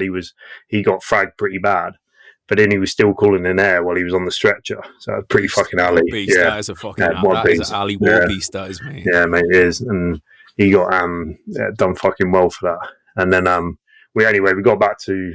I remember getting on the chopper, and the medic came up to me and he was like, "You're right." I was like, because morphine for some reason just didn't do anything for me. I had 2 shots on the battlefield and nothing. I was still in a lot of pain. He was like, "You're right." I was like, "Look," because I said to you about before, my mate who gone into shock. I was like, "Look, I'm fine. I'm just in a lot of pain. Just give me something for the pain. Go deal with Shep, my mate, who's fucking in rag because he's literally gone into shock and he was white and everything." And they're like, "Right, we're going to give you some ketamine." I was like, "Okay." So they gave me ketamine on a low flying helicopter, and I was like, "Whoa!" And then, and then they asked me. Yeah, they asked me again. I was like, "You're right." I was like, "No, just give me some more." And they gave me some more. I was like, "Yes." We landed at Bastion, and somehow I still remember this. I landed at Bastion. They put me in a wheelchair, and they were like, "Have they given you anything?" I was like, "Yes, ketamine. Can I have some more?" And they're like, "Yes, here we go." I was like, "Wow!" And then I got on some tunes on as well. And then I got on the operating table again, and then they were like, I just said to them, "Can I have some more ketamine?" They're like, "Yep, here we go." So I think I had like 4 shots of ketamine, and I was fucking flying. Right. Veterans Day of Mine does not condone the use of ketamine. Wink. Yeah, I mean, I don't think I ever could. Like I don't, because of that, and you know, I've had mates who do that recreationally. I don't think I ever could. Like, I would never say never to anything, but I don't think I ever would, just purely because I think that may put me in a state of sending me back. Because I remember playing a game of rugby probably about a year after or a year and a half after, and because I've got nerve damage in my arm, I made a tackle in my arm and it hit a nerve, and my arm kind of spasmed and it went into, and then I just thought I was back in Afghan. You weren't doing ketamine on the rugby pitch. No, I wasn't doing ketamine on the rugby pitch. No, but it hit my arm, and my arm looked the same as it did after the explosion. So I was just, I like, "Get me off the field," and I kind of rolled off the field, and then within like 30 seconds, I was fine. I was like, "What the fuck's just going on there?" I mean, that is a flashback, and that's a proper flashback. Yeah. You know, they do exist. Like, flashbacks and stuff do exist a lot. I think because there's the difference in there between a flashback and just something that reminds you of something. But, I mean, it makes sense, because at the end of the day, like, all your nerves and everything are obviously kind of joined up. So if one gets hit in the same way, that's going to elicit that same response that you had, in that moment. So that makes total sense to me as a bro scientist. I understand. So when you knew that your tour was over, then how did that feel? To be leaving the company. Yeah. See, I didn't know the tour was over. I mean, yes, okay, then I did. Yeah, because I was going back to the UK. The first thing I was on tour with my brother, and we were both in the same fob, and he was like, they gave him the option. For some reason, he's just said, to this day, he says, I just knew you were okay. So I was like, I'm not going to waste, because he would have given someone would have had to wait on R&R for him to go and see me. He was like, "No, is he fine?" He was like, "Yeah, he's fine." Well, then I don't need to see him. But it was about, as long as he knew I was fine, and then my sister back home, as long as she knew I was fine. But then I was going back, and I was like, to me, I was like, "Oh, early R&R." That's the way I looked at it. Right. Because I had every mind in my head to get back out, because we were still it was three months into the tour. So it's like, I know I'm called HP, but people started calling me HT. So, So what month was this, mate? This was June. June I can't remember, June the 26th. It was actually, June the 26th. It was the day after. It's the day after my mum died. Not the day after, but like a few years later. So that's why it's quite. It was quite like fuck. It was a. What was it like being in a PB with your brother? It was good, but it was every time we had a casualty, the first thing I was thinking, I'm the older brother. I'm the oldest of us 3, and like I've just said, we lost our mum a few years before, so it was just us 3.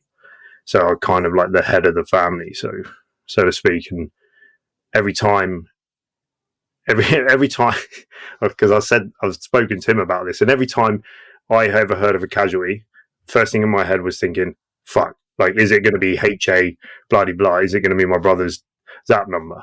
And, it never was. Did that thought go through my brother's head? Not a fucking chance. It never went through his head. Yeah, no, I never thought about that, really. No. No. It's one of the things that I think some people struggle with. They feel guilty for, is because we've all had that. Someone gets hit, and you're like, "Oh God," because I know that's my mate's ball. And then it's like you find out the other name, you're like, "Oh, thank God." And then you're like, "Oh fuck," now I feel bad, because it's like people start to think like you're like, "Oh well, I wished it on them" or something, which is obviously bollocks. One of the guys who I interviewed, Tony Harris, he got injured. They were in a minefield. The jackal got whacked, and he lost his leg. But his Zap number started with HA, so I'm hearing it come over, and he's saying HA, and I'm thinking, because my brother was his gunner on the jackals, I'm thinking fuck, and then I was relieved when it wasn't him, and then I just felt like a dick, because I'm like, oh, that's shit, because I'm relieved it's not him, but everyone's going to think like that, aren't they? Yeah, exactly. At the end of the day, you've got your best mates, and that's life. It doesn't mean that you wish anything on anyone else. You'd rather no one happen. But so if anyone's listening to that, you're not alone in thinking that. We've all thought that at some point, and then we've all felt Jack for thinking it. It's just something that every soldier, I think, goes through. When did you realise then that that was that? So I came back and I did all the rehab, and we went to Headley Court, and I wanted to get upgraded, but for some reason they didn't upgrade me. And there was a guy I remember doing the upper limbs course, and I was strong. I just had a little bit of a weak wrist because of my nerve damage, and they just wouldn't upgrade me. And they upgraded a rifles guy. I can't remember his name. It was a full screw. He got shot in the chin and through the shoulder, and he was missing like his whole deltoid. And they upgraded him. And I was like, you're taking the piss. Like, you didn't upgrade me, and all I've got is a little gay wrist, and he's missing a whole shoulder. And and then that was basically it. If I'm honest, that was a low point for me, because all I ever wanted to do was get back out there. And had I realised now if I'd have known what I know now, I would have milked the fucking shit out of it, because I would have got a lot more money. But because I got an infantile mindset, if I would have waited my injuries until they were meant to heal, and because basically I went back to camp and then made the MO from my camp upgrade me pretty much straight away. It was just still too late to get back out there. And because I got upgraded within 6 months, my payout wasn't that much. Right. If I would have waited, done the actual whole term, I would have got like an extra 60 grand payout. I imagine there's a lot of people that have done that as well, mate, who's trying to get back out there as quickly as possible. Yeah. But what was the Headley Court experience like for you? Yeah, Headley, mate, for me it was good. I only went there for 2 weeks, and it was an upper limbs course, and everything was. This was just before, so it was just before Help for Heroes was big. Like, Help for Heroes hadn't really gone into the Headley Court then, and it was still quite new. And Help for Heroes was still relatively minor, or not minor, but it wasn't the driving power it was in like the 2013, etc.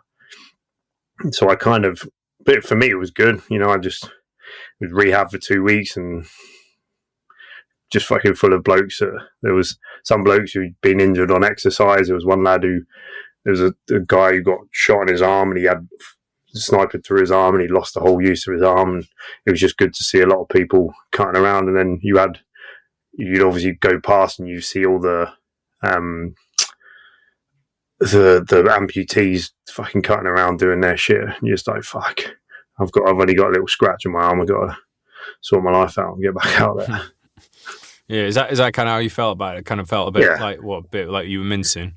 Yeah, for sure. Like, even when I was in hospital, I had a nerve block put into my arm to stop the feeling of the nerves, and it leaked into my diaphragm, and it basically collapsed my diaphragm, and my heart rate went down to like 20 odd, even low 20s, and I couldn't breathe, and I could breathe, but I was like, every word I was saying, I was like, hello, like it was one word at a time and then a breath. So then all of a sudden I had like doctors all around me, and they thought probably I could die or whatever. So but then within 24 hours of taking that, I was kind of back on my feet. I was normal. And then I looked round, and like I said to you before, I had the guy who had no legs and one arm, and another amputee in a bed next to me. And I was just like, what am I doing here? Why am I taking up this bed space? Get me out of it. And that was all when that happened. I was like, I just need to get out of it. I'm like, I'm taking up someone's bed space who needs it, because this I can go anywhere and look after it, because I've still got my arm. Let's talk about then your kind of transition out of the army. How did that come about, and how did it go for you? So I left to play. I wanted to play rugby professionally. That's why I left, because I was a half decent player. And Royal Welsh was probably different, because the Welsh, they love the rugby, but an infantry unit other than the Welsh in the British Army, rugby is not a sport that is seen too highly of, just because it's a posh person sport. And unless it was football or boxing in England, yeah. But so I was like, I was never gonna be able to have a go at it, because I could have maybe transferred to another unit and then just carried on playing rugby in the REME or whatever, because I had loads of mates in the REME through rugby playing. I was like, I could transfer there, but I was like, do I want to be in the REME really? I was like, no. And then I thought, I was like, do I want to be anything else than infantry? Probably not. So I was like, I'll just leave. And my mindset was like, I would rather regret leaving a job I loved to pursue a career of rugby than staying in army and always being that bitter man going, I could have played professional rugby. Like now I know I couldn't play professional rugby because my body just couldn't take it, and probably wasn't good enough. But at least I gave it a go. Whereas if I'd have just stayed in, I would have had a good career. I loved the army. I was a good soldier. I could have flown through the ranks, but I would have always gone, maybe if I'd have just played rugby, I could have done that. And that's why I left. And then because of my injuries, I had a shoulder op just before I left the army as well. And it was meant to be like a reconstruction surgery, and I was meant to be fully 100% afterwards. But then I left the army, and then within 9 months, I had to retire from rugby. And that's when I kind of hit my low point of leaving, because I left the army. I didn't really care what I was doing, because I just wanted to play rugby. And then I had to retire from rugby. I was in a minimum wage job working in a factory. And I'm like, what have I done? Like, literally, what have I done? I was threaders, and it was just at the time where all the redundancies were happening. So I was trying to get back in, but they had literally, no one would take me. And it was maybe redundancies from the army. Yeah, the voluntary redundancies, and then it was like the 2000. I think it was 2011 or something like that, 2010, 11. And then you may think less of me, but please don't, because it never came through. But I even tried to join the RAF regiment as an officer. Peter, end the podcast. Peter, end the podcast. End it. I don't want to look at his face. We've gone so long without having any RAF regiment on here. Well, I didn't, luckily. Luckily, I didn't. Like, I remember thinking, maybe this is the only way back in. And luckily, it never happened. And did you not consider suicide? Yeah. I mean, that would have been a better option. There's always options above the RAF. There's always another way. Suicide might be one of them. Mate, I can understand. You know what, mate, though? You're not the first person who said that to me. I've had a few people before that I've had to block. Now, I've had a few people say to me like that they've gone to the army, and the army's like, whatever, like, you had asthma when you were 11 years old, and even though now you can run a 7.5 minute PFA, we're not going to have you. But the RAF regiment, I don't know, they must have more lenient medical standards, because like I've had a few people go to, and I think fair fair play, because at the end of the day, you can still do some good stuff there. I can't believe I'm saying that. Luckily for me, they didn't take a C and 3Es in my A levels, so it was good enough, so I never went. So you can't get... Hang on, the RAF regiment requires... No, as an officer. I tried to go as an officer. Oh, as an officer. Yeah, I tried to... Because I could have joined as an officer in the army, but again, I didn't want to join as an officer, because who wants to be an officer? You've got double-barreled surname, mate. Yeah, exactly, mate. Yeah, but you don't, that's qualified you right there. Yeah, but mine's a different one. Mine's just because I got so many dads. You play rugby, you got a double-barrel surname. That's a shoe-in for Sanders, mate. And obviously in a unit where there's full of Manx and Geordies and Brummies, and I ain't got an accent, so I'm posh to everyone. You would have loved it in the Royal Welsh, mate. Like, they took rugby so seriously, they'd pull blokes from tour. Like, they pull blokes from tour to have them come back and play rugby. Yeah, we played well with... Is it 2-1 more? Who was at Cyprus? Was it 2 or 1? That was one. One that was at Cyprus. Yeah. Two's the one that had the better team when I was around. Well, not that I was playing. So I played with a lot of the guys in One More Welsh. Yeah, it was good. It was the Welsh always, because Welsh is fucking... That's what I remember the first time I ever went to Wales. As playing rugby, we went and played. Who did we play? Like fucking Swansea Uni or something like that. No, Cardiff Uni, something like that. I got off, and obviously you got the Millennium Stadium right there at the station. You got rugby shops. I'm like, you can't find any rugby shops in England, but fucking. And then going there, I was obviously at the Student Union in Cardiff Uni, and birds are like, oh, you just say you play rugby and they love you. I'm like, fucking hell, what is this? This is amazing. I'm moving to Wales. Right, the fact that the Millennium Stadium is in the middle of Cardiff is what, for me, makes it the best stadium in the UK. Yeah, like right there. Because it's the only one where you can be on the piss, you go into the stadium, you come straight back out on the piss, the streets are packed. Everywhere else, don't get me wrong, I've been at Wembley, great stadium, been at Murrayfield, great stadium, and been at Lansdowne Road, great stadium, but none of them are in the middle of the fucking city. I think that's what makes it so cool. Watch a game, then go jumping jacks. I'm fucking down the street. Jumping jacks, boy! What a play. Are you fucking talking, mate? Wow, fucking hell, mate. You're bringing back some memories there. Fucking hell, mate. That's mad. I haven't been to a rugby game for ages, mate, to be honest. It's one of those ones where I went in a kind of golden age of rugby where you could get, even as a student, you could go and watch rugby games. Like, things weren't priced out, and then you would go to your jumping jacks and stuff afterwards. But now, mate, it's just like, I think it's the same in a lot of sports, really. I think normal fans are kind of get priced out, and it's become more of a day out for people for a spectacle, and a lot of people in there.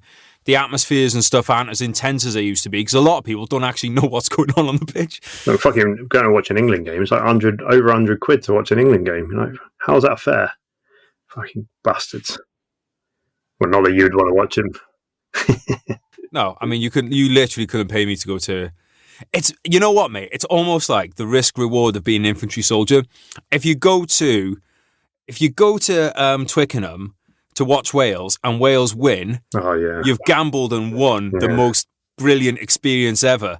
But on the other hand, there's an experience worse than dying, which would be being Twickenham as England are winning and singing "Swing Low, Sweet Chariot." I can't think of anything worse, to be honest. Mate, I am after Afghan and everything. I ended up being lucky and played again rugby for the Combined Services under 23s, and I scored at Twickenham.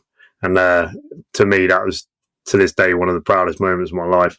And as I knelt down, as I went to score, I knelt down and kissed the ball. And there's a picture of me like putting the ball down between my legs. I was like, what a loser! But still, I think I wouldn't change it for the world. No, mate, that's cool. Yeah. That's cool, mate. Be proud of who you are, mate. Come on, that's a big step up from nearly joining the RAF Regiment. Yeah. So when you came out then, mate, and you went through that what the fuck kind of period, how did you come out of that? So mate, when I say I was low, I was like, I would be on the phone to my brother, and he would say he would hang up, and he'd be like, fuck, like I'm worried for my, like, don't get me wrong, I was never suicidal, I was never like, but I was low, and he was like, he was worried for me, and then he ended up convincing me. I ended up getting a loan out to then do because for some reason I didn't get enhanced learning credits because there was an admin error. And anyway, so I had to get a loan out to... Shocker. Yeah, it's a joke. Ended up paying for my CP course, and then just within finishing my CP course, I moved to London and just started doing working on the scene in London. But that 9-month period before that happened was just pretty low. And luckily my brother was there to just kind of guide me out of it and just be like, right, do this. I was very fortunate to be there. And then, and that's why one of the things when I started my podcast is I wanted to give people the opportunity to speak, listen to people who had been in similar situations. Because, as when you're in the army, you don't think about what's out there. Like, I know so many blokes who are getting out of the army, and you're like, what are you going to do in Civvy Street? It's not all sunshine and roses. It's quoting Rocky Balboa, but it's not, it's hard. And you got an easy life in the army, and people don't realise how easy it is. Man, how many times are you sitting there playing fucking COD on your bed, after a naffy break, and they say, yeah, come back after lunch. 30% of the day? Yeah. 30% of the day, probably? You come back after naffy, you're like, oh, I've just done PT, right, we'll have you back here at 11. It's like 8:30 in the morning. You're like, all right, okay, Roger. After getting paid to do fizz. Yeah, get paid to do fizz. And this is one thing I want to bring up. And people always ask, like, the difference between, you've got infantry, or you got infantry, and what the difference is paras, Marines, and infantry, because I work in the CP field, and you're full of the different aspects. But correct me if I'm wrong. From an infantry unit, most people, if you went to a gym any given day, there would probably be about 4 or 5 people in there. There was in my gym, because a normal infantry unit, their mentality is it's the army's job to keep me fit, and it's not my job to keep myself fit. So they'd be like, come 5 o'clock, they'd be like, right, who's going to the pub, or who's going out to piss or anything. Whereas I think Marines and Paras a little bit more, they'll probably be in the gym because they're a bit vainer. Yeah, well, I was a bit packed, to be honest, mate, but it was because everyone was, like, no one was in there trying to do, like, it was fucking tries and chest. Yeah. But everyone was on massive. To be fair, mate, one of the most brave acts of heroism I ever saw was after a rocket hit the gym in Iraq and the tent went on fire.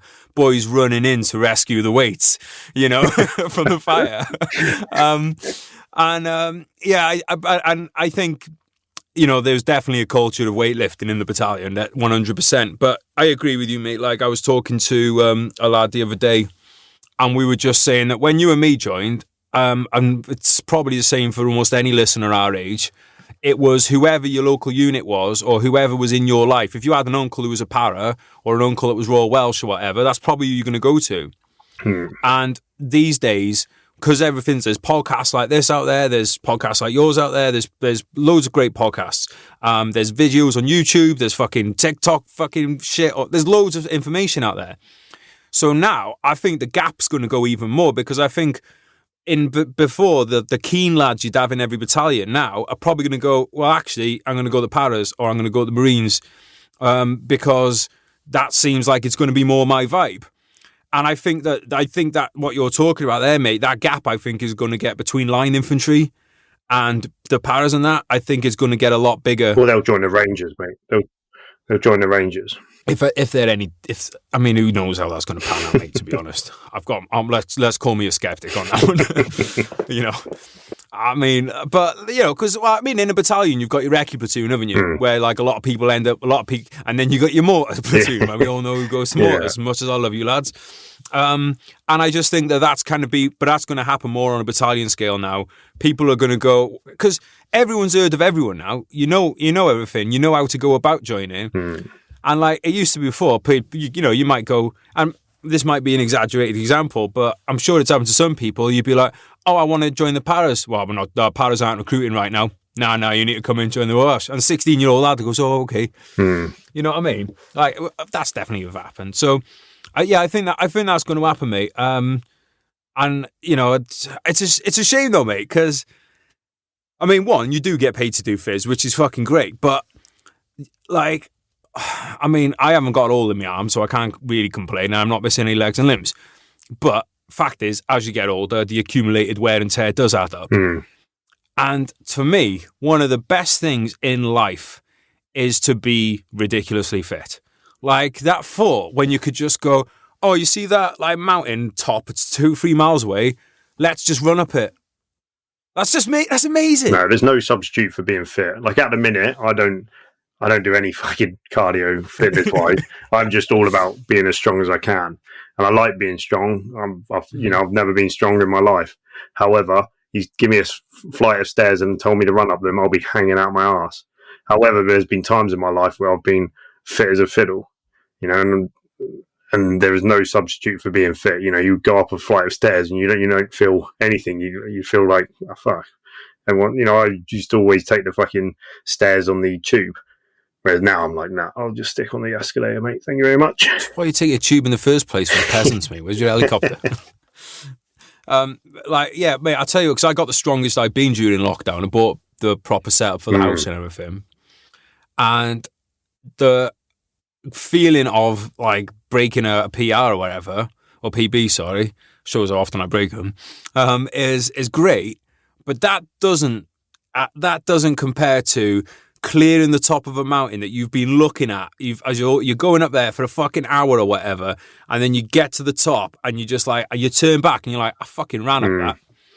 Because, it's that there's a few seconds of effort go into the big lift, whereas that, like, it's harder, basically. Let's just be fucking honest. Running up it is harder. It takes way more out of you mentally. Oh, yeah. To do things like hard tabs. Log runs, mate. Remember log runs? They're fucking hard, mate. But when you're doing them, you're like, oh, I'm not really in the mood for this. And you start getting into the mood, don't you? And then you do it and you do well and you win it and you just fucking, you're buzzing. And like, I feel sorry, mate, for people that have never got to push themselves to the limits physically. I really do. But there's people that do. There's people that go through their life who will never. It's crazy to think how little how little percentage of people actually look after themselves. Like, fucking, it blows my mind. And we're in the situation we are now with, everyone's kicking off about fucking COVID and all that. Did your cat just open the door behind you, mate? That was dead impressive. Yeah, it's my missus coming. I saw your cat getting off the bed, and then the door opened, and I was like, "Is this cat learning how to open doors? It's like a Velociraptor in Jurassic Park." The other one as well, mate, is education. People who just don't, like, they get to a certain point and like just can't leave school. Just going to give up on education now. I know everything. But annoyingly, I did my A levels and I joined the army like the week after I finished my A levels. So I didn't have any like time off. I was like, no, I just want to didn't really focus on my thingies, whatever. And then all of a sudden, I remember sitting in like on a stag somewhere on like TAC X3 or something like that. And I'm like, just remembered some question for my exam and maths exam. And I was like, now I know the answer. I'm like, fucking idiot. Like 4 months too late. Like, why do I remember it now? I didn't know it then. Mm-hmm.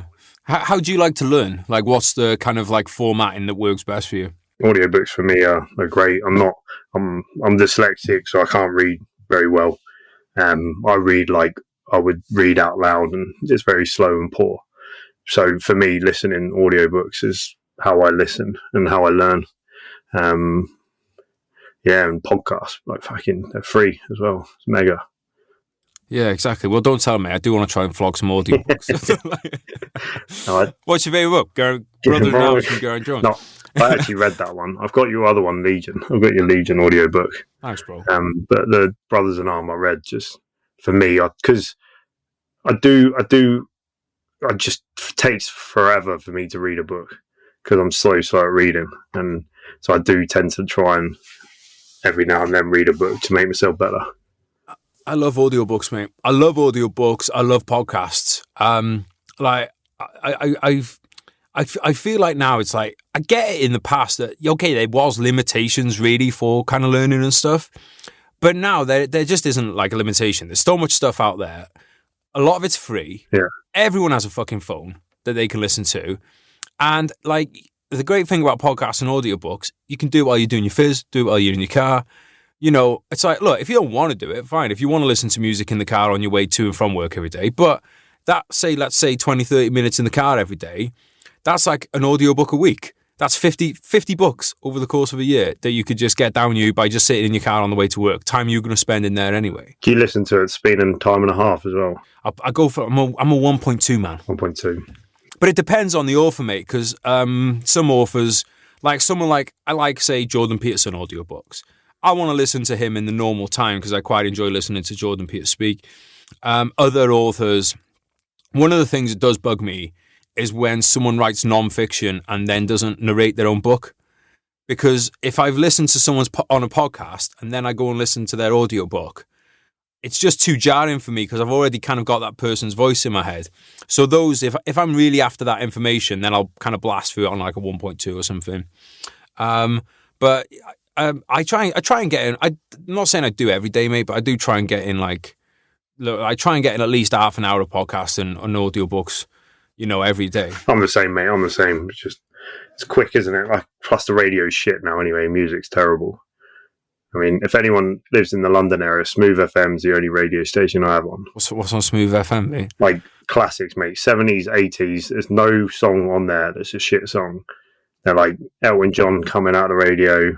It's great, mate. Fucking brilliant. None of this Capital Radio with fucking music in there. What about Corrupt FM, mate? Corrupt FM. Yeah. Yeah, mate. No, I love music, mate. They're literally down the road for me. What is Corrupt FM? Yeah. Why? Where's that? Well, I'm in Ealing, and Brentford is down the road. Literally just down the road. I'll get it on. Mate, it's other thing I want to speak to you about before we wrap this up, mate. Is just obviously now you've got your work going. Obviously the army days are behind you. What is the kind of things that you look forward to, in life now? So when you're a young man, you look forward to the infantry days and things. What's kind of replaced that for you now at this stage of your life? Just being happy, mate. That's really all I care about, is being happy. I see a lot of people in life that are wealthy, and I go away and I'm lucky to go all over the world, but I see a lot of people who are wealthy and unhappy, and I know I'm far happier than a lot of people. So to me, it's the simple things. It's keeping my mind happy by going to the gym. I love going to the gym. I love working out. I don't think I'd ever stop. So as long as I'm doing that and spending time at home, I mean, it sounds boring as shit, but to me, I've done all that going out. So I just look forward to being home and spending time with my missus. Trying my cat not to fucking kill me, or me kill the cat. But I just can't wait to get a dog and sit there and just we'll look at the cat like fuck off. Mate, like what kind of training are you doing down the gym? Like, are you just all about like low reps, high weight, that kind of stuff? Yeah, so I Olympic weightlift. So and I compete in that, and I've actually got a comp on Sunday. So I wasn't meant to be cutting weight, but I've just chinned it off and I'm just going in the heavier weight class. But yeah, I started doing that, mate, and basically it's just legs every day. That's all I do. I just do legs, some form of legs every day, and snatches, clean and jerks. But yeah, it's to me it's good. I can snatch 150 kilos. What snatch then, mate? Is that sticking off your head? Yeah, straight away. So it's from the floor to overhead. And 150 kilos, and like, if you'd have told me I was doing that like 5 years ago, I'd have punched in the face. It's like, that's ridiculous. You must have a lower back of steel. Yeah, but how? I don't know, because I've got shoulders of glass. Where does that power come from? Is it like a hip motion or what? Yeah, it's the legs, mate, as well. It's the legs and the back, yeah. And it's just, I guess, technique. There's a lot of technique to it as well. But yeah, that's what I do, mate. And that will only go for so long, because I'm 33 now, and I've got probably another 3 years left of that, I reckon, because you start getting, you'll reach a peak of strength, and then I'm not going to do it if my numbers are going to go down. As soon as my numbers start going down, I'll stop doing it, and then I know I need to be fit. You're never going to see, like, I'm 105 kilos. Fucking, how much? What's that? Hang on, I've got to do some maths here. It's 200, what's that, 215 pounds, 220 pounds, something like that? No, 240. Let's have a look at your arms, so I can tell the listeners. Oh, right. They're big, but I'm not sensitive.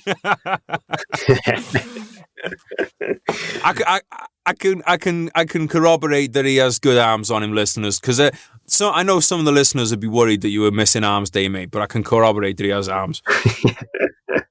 No, but but you never see many 50-plus-year-olds cutting around at 105 kilos, yeah. So, mate, thanks so much for your time today. Really appreciate it, bro. I've enjoyed the chat. It's fucking flown by.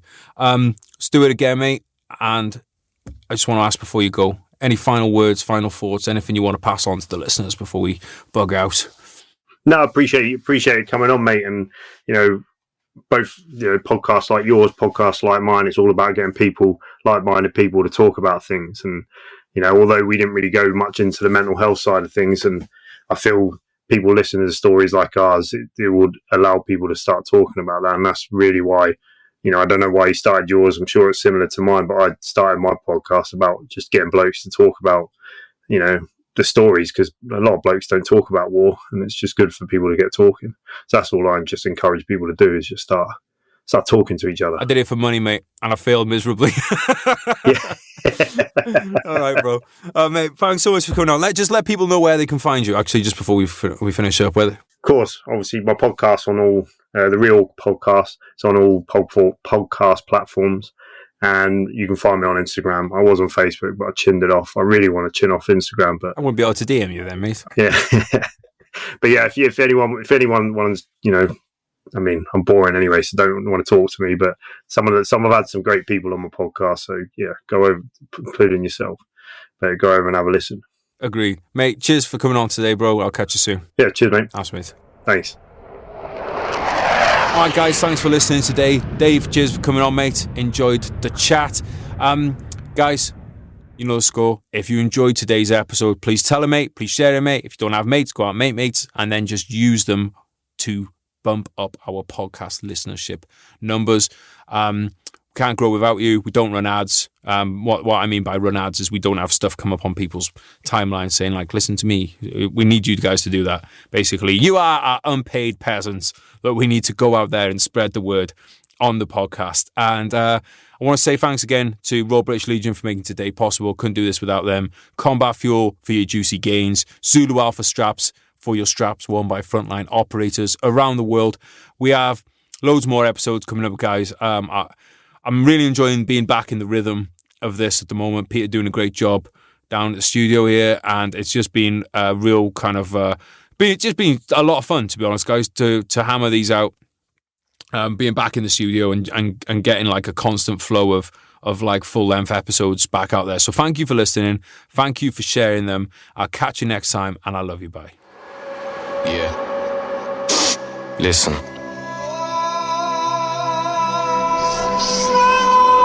Shout out Teaser. You told me not to worry, and you wouldn't break my heart. You told me you were sorry, yeah, my whole world fell apart. You said it's not my fault, and yeah, I've never done you wrong. I'm grinding to a halt, now I can see you're moving on. I promised I'd get better, and I told you things would change. You keep me to the gutter, yeah, I'll never be the same. I've gotta let you go, now live your life and spread your wings. And yeah, you put on quite a show, and pulled the puppet strings. And are you sure that you don't want me? Remember all the pain, or maybe you should thank me. It's your loss and my gain. I'm leaving now forever, I won't hang my head in shame. But yeah, you've taken me for granted, and you should feel ashamed. You sold a dream to all of us, a dream that we'd all die for, a reason for us all to live and something we could fight for. I might just help a man up to his feet or hold a newborn, but no matter what I do, my hands remembering my rifle, yeah. Life's hard, I know that, still wouldn't change shit. I wouldn't go back, yeah, I wouldn't go back. Feelings I hold back, memories fade, yeah, they go fast, yeah, they go fast. Good times that come and go, survive the highs and lows, just take it step by step, I guess, yeah, I suppose. Good times that come and go, survive the highs and lows, just take it step by step, I guess, yeah, I suppose.